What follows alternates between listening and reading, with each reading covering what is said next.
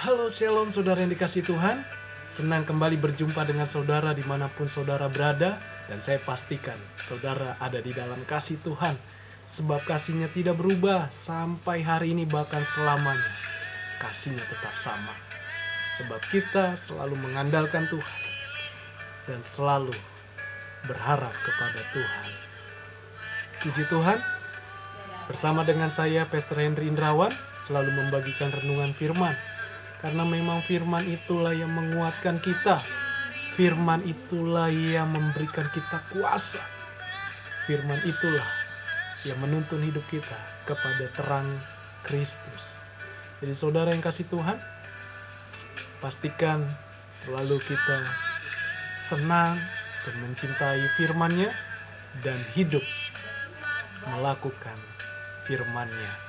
Saudara kasih Tuhan, tema saya berbicara tentang tetaplah berdoa. Bukan berarti kita tidak pernah berdoa. Bukan berarti doa itu hanya ajaran keagamaan, agama Kristen. Tidak. Tapi doa itu berbicara tentang kita mempercayai pribadi yang benar-benar nyata, yang benar-benar hidup, yang benar-benar supranatural itu. Coba bayangkan saudara, di mana alam semesta ini diciptakan luar biasa, laut, kita tidak tahu kedalamannya laut, kita tidak tahu tingginya langit, dikatakan sampai tingkat ketiga atau langit ketiga, kita tidak tahu sejauh mana tingginya, tetapi kita tahu bahwa di balik ini ada namanya pribadi, yaitu Tuhan yang besar, Yesus Kristus yang kita percaya. Jadi saudara, dia tidak dibatasi dengan apapun. Dia Allah yang benar-benar nyata, supranatural, dan tidak ada tandingannya. Jadi penting sekali kita berdoa, karena doa itu adalah hubungan kita dengan Tuhan. Doa kita menunjukkan rasa kecintaan kita, rasa kekaguman kita kepada Tuhan. Jadi tetaplah berdoa. Dan inilah yang saya dapatkan rema ketika saya ikut perjamuan kudus, yaitu 1 Tesalonika 5 ayat 17, tetaplah berdoa. Mengapa demikian? Rasul Paulus menulis kitab ini kepada jemaat Tesalonika, dan diantaranya ada Silwanus dan Timotius. Ketiga hamba Tuhan ini, mereka benar-benar melayani Tuhan. Mengapa? Karena salah satunya adalah mereka punya hubungan doa. Hubungan kepada Tuhan lewat doa. Dan doa itu benar-benar membuktikan kuasa Tuhan bekerja atas hidup kita. Jadi saudara, doa itu adalah wujud kehendak Tuhan, keinginan Tuhan atas hidup kita yang percaya kepadanya, yang ada di dalam Kristus Yesus bagi kamu.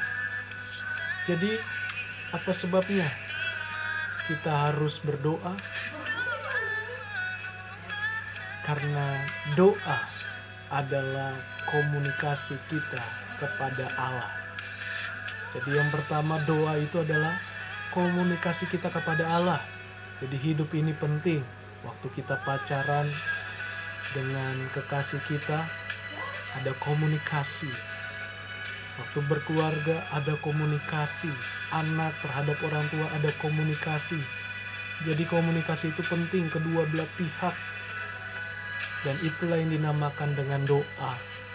Jadi bukan hanya kita terus yang melaporkan doa kita kepada Tuhan, tetapi kita juga ada waktunya untuk berdiam diri. Untuk apa? Untuk kita tahu suara Tuhan. Lewat apa? Pembacaan firman. Lewat hadirat Tuhan yang begitu kuat. Lewat urapan Roh Kudus. Dia bisa berbicara lewat hati kita, roh kita. Bahkan dia juga bisa tunjukkan sesuatu yang mungkin sulit atau yang tidak mustahil bagi manusia. Jadi penting, yaitu doa adalah komunikasi kita kepada Allah. Pokoknya ingat, doa tidak harus kita terus melulu berbicara. Ada saatnya kita diam, biar roh Tuhan saja yang menjamah hati kita. Itulah komunikasi. Kalau dalam kitab Korintus, karunia doa lewat pribadi Roh Kudus. Salah satunya adalah kita bisa berbahasa roh. Tentu bahasa lidah. Dan ini didapatkan ketika kita bertobat, ketika kita percaya, dan ketika kita lahir baru.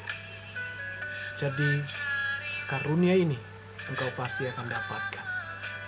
Bukan ikut-ikutan, tetapi itu karena adanya kita selalu memiliki rasa hati yang benar-benar haus akan doa. Sehingga kita lewat komunikasi, itulah yang disebut dengan berbahasa lidah atau berbahasa roh. Lewat pujian, lewat penyembahan kita kepada Tuhan. Jadi saudara, ingat, komunikasi bukan hanya kita terus, tapi ada waktu Tuhan juga untuk berbicara kepada kita lewat roh kita, dan Dia akan mengajar kita bagaimana kita melakukan kehendaknya Tuhan. Yang kedua adalah apa sebabnya kita harus tetap berdoa, yaitu doa adalah mengubah segala sesuatu. Lagu ini diciptakan yaitu doa yang mengubah segala sesuatu. Mungkin kita sudah doa banyak tapi tidak ada perubahan. Sabar, tenang. Setidaknya yang diubah adalah hati kita, pikiran kita, dan perbuatan kita. Selanjutnya nanti Tuhan indah pada waktunya. Dia akan mengubahkan. Jadi saudara, doa itu sangat mengubah dalam keadaan yang sulit. Dia sanggup mengubahkan. Contoh Daniel, di kitab Daniel dibuang ke gua singa. Mengapa? Karena banyak di sekelilingnya yang benci dia, sehingga membuat suatu aturan yang tidak bisa diganggu-gugat, yaitu mereka harus menyembah bukan dewa tetapi Raja Darius. Tapi Daniel tetap menyembah kepada Allah. 3 kali dia bersujud dan memuji menyembah Allah. Akhirnya Daniel dibuang ke gua singa. Tapi apa yang terjadi? Daniel tetap selamat.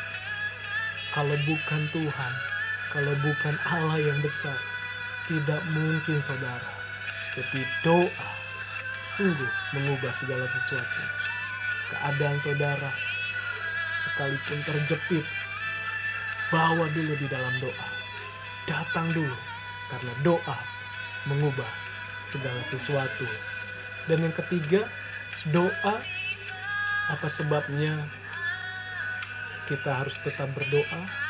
Yaitu doa membuktikan ketidakmustahilan manusia. Saya bacakan ayat firman Tuhan di dalam kitab Markus pasal yang ke-10 ayat yang ke-27. Yesus memandang mereka dan berkata, bagi manusia hal itu tidak mungkin, tetapi bukan demikian bagi Allah. Sebab segala sesuatu adalah mungkin bagi Allah. Jadi doa yang ketiga artinya adalah membuktikan ketidakmustahilan bagi manusia, tapi bagi Allah tidak ada yang mustahil. Kalau saudara sakit, kalau saudara mengalami apapun, datang dulu sama Tuhan, berdoa dulu dengan iman. Iman artinya percaya saudara 100% mempercayai Allah bahwa tangannya pasti segera menolong kita. Tidak dibatasi dengan ruang dan waktu. Sekalipun doamu belum dijawab, bukan berarti doamu tidak dijawab. Tapi ada 3 bagian. Menunggu, tidak sesuai dengan kehendak Tuhan, dan Tuhan pasti cepat menjawab doanya. Jadi saudara yang kasih Tuhan, jangan tinggalkan doa, sekalipun keadaanmu belum berubah, sekalipun makin berat perjalanan hidup saudara, iman saudara, perjuangan iman saudara, tetaplah berdoa. Karena doa sanggup melakukan yang tidak ada menjadi ada, menciptakan yang dari tidak ada menjadi ada. Itulah doa. Jadi saudara yang kasih Tuhan, doa bukan aturan, tetapi doa adalah kebutuhan untuk kita semakin mengasihi dan semakin tahu kehendak Tuhan. Dan saya yakin percaya masih banyak pengertian yang lainnya tentang doa, masih banyak pandangan kita tentang doa, tetapi yang paling penting adalah doa berbicara tentang hubungan kita yang melekat dengan Tuhan. Sehingga iblis pun tidak sanggup melawan kita. Lucifer, bosnya setan, bosnya iblis tidak sanggup melawan kita. Karena apa? Kita ada dalam kuasa Tuhan, ada dalam spiritualnya Tuhan, terangnya Tuhan. Itulah doa. Jadi segala sesuatu, bawalah doa. Jangan hanya keinginan kita saja, jangan hanya kita melapor saja doa, tetapi doa kita bisa doakan siapa saja, karena kita mengasihi jiwa-jiwa, supaya orang-orang tidak binasa, tapi diselamatkan oleh Tuhan, mengalami damai sejahtera dari Tuhan. Karena dunia ini adalah dunia yang menuju kebinasaan. Dunia ini akan menuju kepada kegelapan. Tapi kita anak-anak yang percaya, anak-anak Tuhan, bawalah di dalam doa. Siapapun dia, bawa dalam doa. Sekalipun belum ada perubahan, tetap berdoa. Puji Tuhan, itu saja yang saya bagikan. Jangan lupa untuk like, komen, subscribe, agar video atau channel ini memberkati banyak orang. Tuhan Yesus memberkati. Shalom. Haleluya.